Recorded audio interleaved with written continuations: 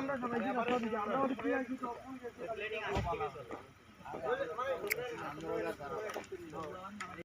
আমরা রয়ে গেছি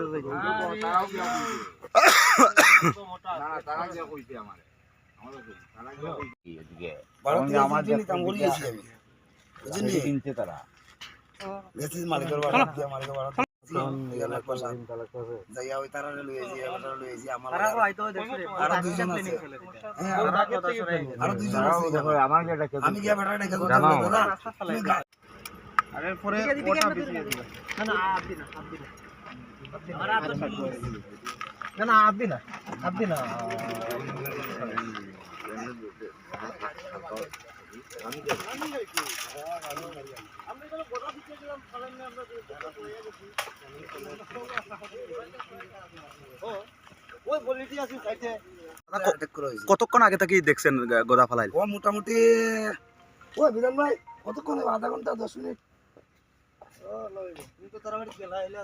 আমার মোটামুটি 40 মিনিটও বেশি হইতো না।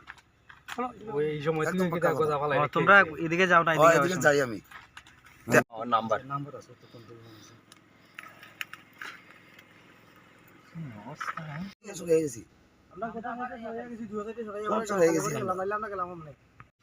আচ্ছা, আপনার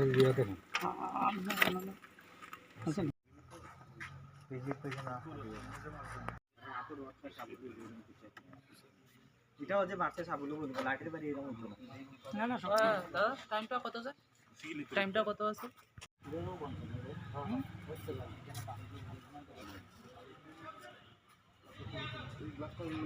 কোন স্যার?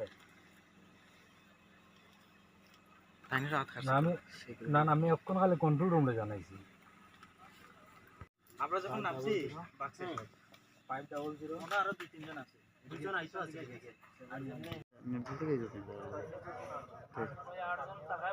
আমি আইছি এমনি আমার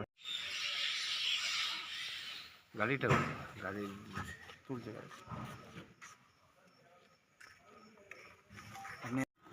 আচ্ছা পিছনে গাড়িতে তোমার গাড়িটা আনো জায়গা আছে না? এটা আচ্ছা তোমার গাড়ি আনো, আমরা চেঞ্জ করলে গাড়ি চেঞ্জ করি আমরা এটা বুঝি।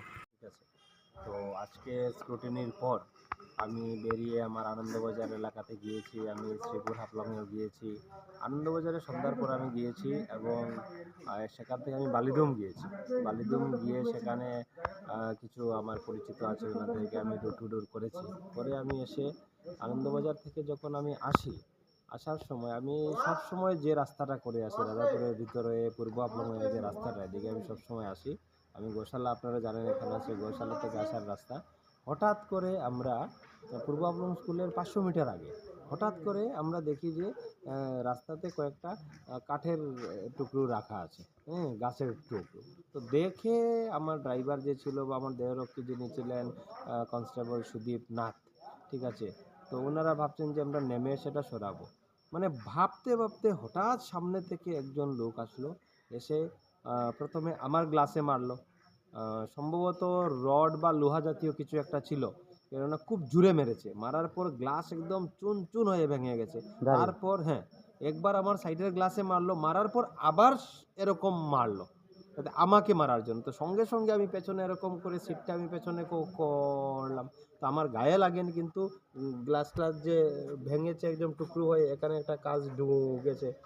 তারপর সঙ্গে সঙ্গে আমার পেছনে যিনি আমার দেহরক্ষী আছেন উনার উপরে মারলো, উনার গ্লাসে মারলো। উনারও হাতে ব্যথা পেয়েছেন, এখানে কেটেছেও। এখন আমরা যাবো একটু হসপিটালে গিয়ে, ওনার হাতে প্রচণ্ড ব্যথা করছে, সেটা দেখাবো। মানে নামতে নামতে নিমিষের মধ্যে কতজন আসছে? সামনে একজনই ছিল, ঠিক আছে, যে এসে আঘাত করেছে। পেছনে আমাদের আরেকটা গাড়ি ছিল, আর এই দুটা গাড়ির মধ্যে আমাদের প্রায় মনে করুন আপনি 30 মিটারের মতো গ্যাপ ছিল।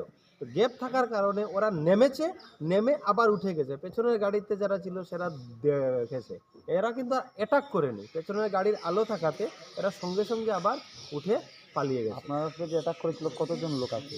একজন লোক অ্যাটাক করেছে, কিন্তু পেছনের গাড়িতে ওরা দেখেছে আরও লোক ছিল। মানে ওর লোকে ছিল, আপনাদের লোক বেশি দেখে চলে গেছে। হ্যাঁ, আমি তো নির্দলীয় প্রার্থী হিসাবে, ইন্ডিপেন্ডেন্ট ক্যান্ডিডেট হিসাবে আমি দাঁড়িয়েছি। কোন বিধান?